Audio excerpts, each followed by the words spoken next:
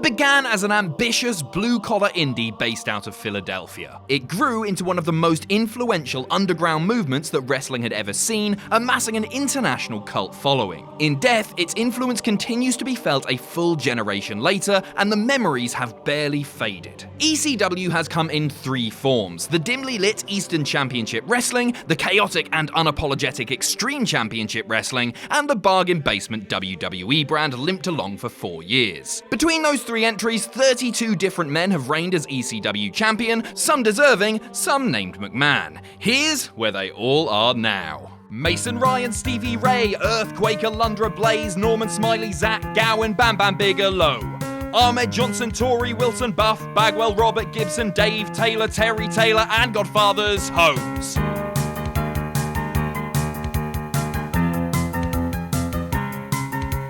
Dwayne Gill, Adam Bomb, Michael Hayes, Cor Von, S.A. Rios, Jim Manai, the manager from Kai and Tai, Jim Powers, Francine, Jack Swagger, Mean Gene, Fat Chick Thriller, Duke the Dumpster, Oklahoma Manta. What happened to that wrestler?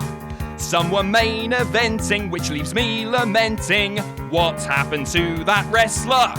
Some since long forgotten, but their memories live on. Superfly Jimmy Snuka. In April 1992, the 48-year-old Superfly won a 10-man Battle Royal, then defeated fellow Battle Royal winner Salvatore Bellomo to become the first ECW champion, though he would not reign with the gold for long. Snuka passed away in early 2017, aged 73, shortly after third-degree murder and manslaughter charges stemming from the 1983 death of Nancy Argentino were dismissed. Johnny Hotbody. Hotbody's name has been somewhat lost to history, but he was actually the very first man to win ECW's Triple Crown and would defeat Snuka for the world title the day after Superfly won the gold. Hotbody retired from the ring in 2001, though did wrestle once more in 2006 in a 6-man tag for PWU's Exit Sandman show. Don Morocco. Before ECW took on the Extreme label, the promotion felt at times like a revival of 1983 WWE, as evidenced when the Magnificent One ended Snuka's second reign in September 1992. Morocco would hold the gold twice in his last notable run as a wrestler stateside. These days, Morocco is long retired from the ring, living in his native Hawaii.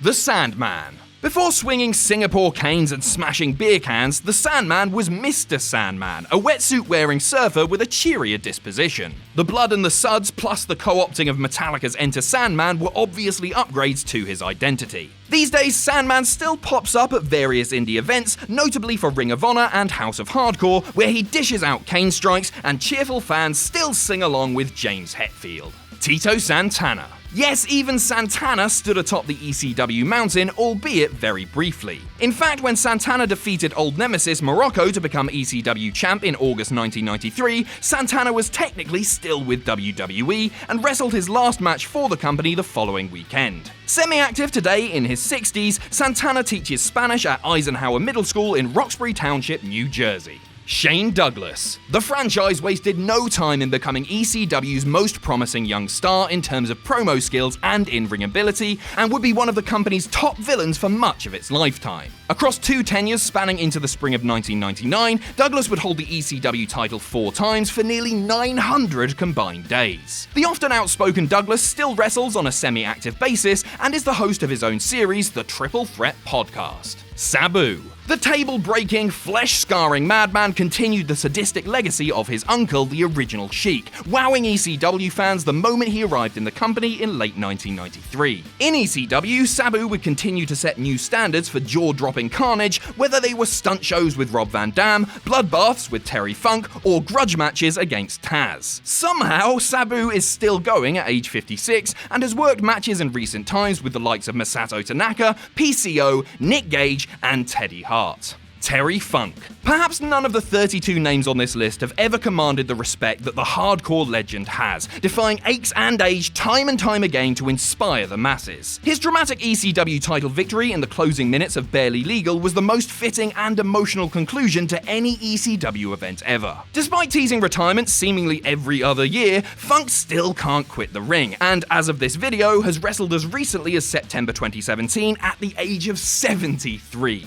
Mikey Whipwreck. The meek and understated Whipwreck became ECW's lovable loser, amassing championship victories in one upset after another, all the while looking like a primary school kid in pajamas. His unlikely run to the top culminated with a title win over the SANDMAN in October 1995, with Cactus Jack the first to congratulate him. Mikey has largely been retired from the ring since 2015 and has trained a number of recognizable talents, among them Tony Nese, Jay Lethal, Kurt Hawkins, and Zack Ryder. Raven. The enigmatic and twisted Raven collected gold as much as he collected followers in his cult of misfits and lost souls. His bloodbaths with many foes, primarily the likes of Tommy Dreamer and the Sandman, would add not only harrowing violence to ECW, but also storylines with emotional depth. Now in his 50s, Raven co-hosts the Raven Effect podcast on Westwood One and still wrestles from time to time. Bam Bam Bigelow. WWE's loss was ECW's gain, as the nimble super heavyweight made his way to the land of extreme in 1996, but would make his biggest mark the following year, winning the ECW title from Shane Douglas in an unexpected double cross. Bigelow would jump to WCW the following year, beginning his last notable run as a wrestler before passing away in January 2007, aged 45. Taz. After several years of being built up as a suplex-dispensing killing machine with a stiff upper lip, mowing down every opponent along the way, Taz choked out Shane Douglas in early 1999 to finally capture the world title that had long eluded him. The human suplex machine would go on to have a run in WWE where he was more known as a jovial commentator than a certified badass. Today he co-hosts Taz and the Moose with Mark the Moose Malusis on CBS Sports Radio, airing weekday mornings. Mike Awesome. Awesome stunned the world when he resurfaced in ECW at the 1999 Anarchy Rules pay-per-view, insinuating himself into the evening's title match and in fact capturing the belt. He would go on to hold the strap twice before leaving the company in April 2000 under controversial circumstances. After wrapping up his career in 2005, Awesome would sadly take his own life in February 2007, aged 42. Masato Tanaka. Tanaka would be best known stateside for the unflinching brutality displayed in his cross-continental rivalry with Awesome, during which time Tanaka would wrest the ECW title from him for a 6-day reign in late 1999. The two ended their years-long rivalry in violent fashion at the first one-night stand in 2005. Tanaka still wrestles today in his mid-40s, mostly for 0-1 in Japan and occasionally touring the globe. Tommy Dreamer. The most selfless individual to ever grace an ECW ring, the undisputed heart of the promotion would briefly hold the company's top prize in April 2000, and is in fact the only person to ever hold the ECW title in both the actual promotion and in the WWE brand. Dreamer remains extremely busy in the wrestling world, not only running House of Hardcore, but also contributing to Impact Wrestling and MLW, both in-ring and behind the scenes. Just incredible. The former Impact player spoiled Dreamer's moment at the top with an impromptu challenge and went on to enjoy a 5-month run as champion throughout much of 2000. Credible went on to join WWE after ECW's demise, first as part of the X Factor stable before joining the Alliance. Still wrestling for numerous indie promotions in 2019, the real-life PJ Polaco is subject of a documentary titled Credible, spotlighting his attempted comeback from various personal issues. Jerry Lynn. The new effing show struggled to defeat longtime rival Rob Van Dam for the television title in a series of acclaimed bouts, but beat RVD to the punch in becoming ECW champion, doing so in home area of Minnesota's Twin Cities. After a 25-year career, Lynn retired from the ring in 2013, but remains involved in wrestling as a producer for All Elite Wrestling. Steve Corino. After first dismissing hardcore wrestling in favour of old-school wrestling, Corino embraced the violence in the latter half of his ECW run, brawling and bleeding his way to the belt at the 2000 November to Remember. Post-ECW, Corino would become a long-time staple of Ring of Honor across a few tenures through the end of 2016. Today, Corino works as a trainer and producer in NXT.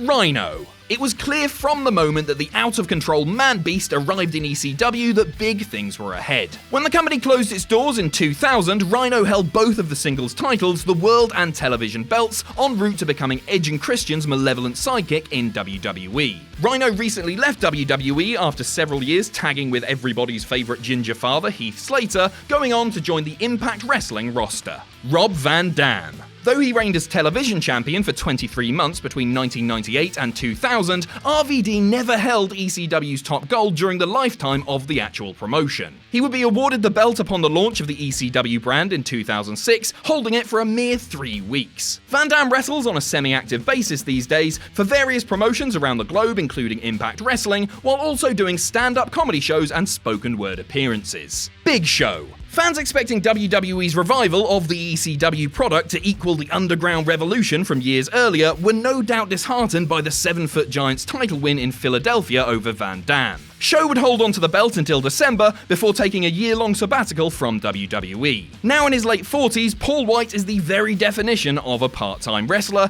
and it's certainly understandable given his immensity. Most recently, Show acted as additional muscle for Sheamus and Cesaro on SmackDown. Bobby Lashley. With all due respect to Lashley's unparalleled athleticism for a man of his build, as well as his appropriately punishing offense, he wasn't exactly the fans' top choice for savior when he conquered Big Show at the ill-fated December to Dismember. Lashley would hold the brand's title twice shortly before leaving WWE in early 2008. Today, Lashley is one of the bigger names on Monday Night Raw, winning the Intercontinental title in January and since porking Lana. Mr. McMahon. Forget Big Show being a swift kick to the extreme fields, seeing Mr. McMahon in a do-rag like some wrestling version of George Bluth Sr. pinning Lashley through explicit chicanery to win the belt drew more GTFO heat than heel heat. The reign was fortunately short-lived since Mr. McMahon was scheduled to die in a fiery limo explosion. We all know where Vince is today, overseeing WWE for better or for worse, depending on your point of view. John Morrison. Johnny Nitro was a curious pick to win the ECW title in Chris Benoit's then unexplained absence, but the makeover into the intellectually morose Morrison would be just the mojo rise that Johnny needed. After leaving WWE in late 2011, Morrison would take his talents to various indie promotions before resurfacing as Johnny Mundo in Lucha Underground in 2014. 3 years later, he turned up in Impact Wrestling, renamed Johnny Impact, where he would go on to hold the company's top championship. CM Punk. With his decorated background as a pillar of Ring of Honor, Punk felt like precisely the kind of wrestler to head up a new generation of ECW competitor, and his immediate popularity on the brand was hardly a surprise. Of course, bigger championships would be ahead. Punk acrimoniously left WWE in 2014 before embarking on an attempted career in mixed martial arts, where he would lose 2 fights for UFC. The real-life Phil Brooks recently made his return to WWE TV, turning up on Fox's WWE Backstage show where he serves as an analyst. Chavo Guerrero. The nephew of Eddie Guerrero was a curious choice for champion, rising out of tier of veteran afterthoughts to topple CM Punk. Guerrero held the gold for 2 months in 2008 before being victimized in one of WrestleMania's more underwhelming moments. Guerrero is still active, wrestling for numerous promotions, and is also the fight coordinator for the Netflix series Glow. Kane. Because when you think extreme, surely a pyromaniac with mystical powers immediately comes to mind. All the reign was really good for was helping Kane to become the first man to hold the WWE, World Heavyweight, and ECW titles, a trifecta that he would complete in the summer of 2010. After being attacked by The Fiend following a surprise appearance on Raw in September, it seems likely that Kane's days inside the ring are over, now focusing his energy on politics as he presides over Knox County, Tennessee as its mayor. Mark Henry. In hindsight, using the powerful Henry as an evil final boss type of champion doesn't bat many eyes, but in 2008, fans had less patience for the oft-injured world's strongest man. At the time, Henry's reign felt like another shovelful of dirt onto Bingo Hall burial plot, but attitudes towards Henry would certainly change for the better. After retiring in 2017, Henry became a backstage producer for WWE and was recently bestowed the official title of Enforcer, which looks good on any business card. Matt Hardy.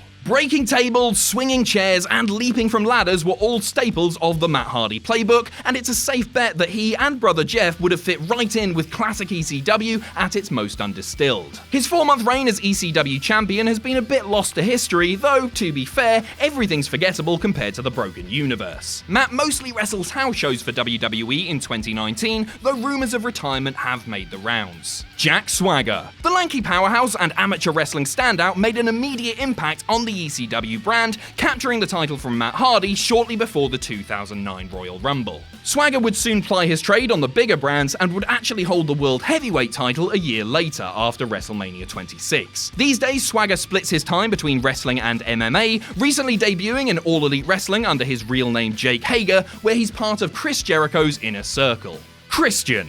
Don't let that android Todd Grisham's attempt at co-opting human emotions fool you. We were all damn glad to see Captain Charisma once more, even if it was on the bronze medal brand. Christian would hold the ECW Championship twice inside of a year, bringing the gold to the show's final day. After retiring from the ring in 2014, Christian continued to make his presence felt upon wrestling alongside would-be brother Edge through both the E&C Pod of Awesomeness and the Edge and Christian show that totally reeks of awesomeness. Ezekiel Jackson. WWE clearly saw something in Big Zeke, and it's not hard to see what. A menacing glare and imposing physique, which made him stand out from even the other powerhouses on the WWE roster. Jackson defeated Christian for the gold in ECW's final match in February 2010, and would reign the following year as Intercontinental Champion. After retiring from wrestling in 2015, Jackson has worked as a personal trainer and as the owner of Brick Fitness in Redwood City, California. Thanks for watching. Let us know what you think in the comments down below. You can follow us on Twitter at Cultaholic. You can find us on Facebook at facebook.com/Cultaholic. If you enjoy what we do here at Cultaholic, you can pledge to us on Patreon. That's patreon.com/Cultaholic. And most importantly, don't forget to hit subscribe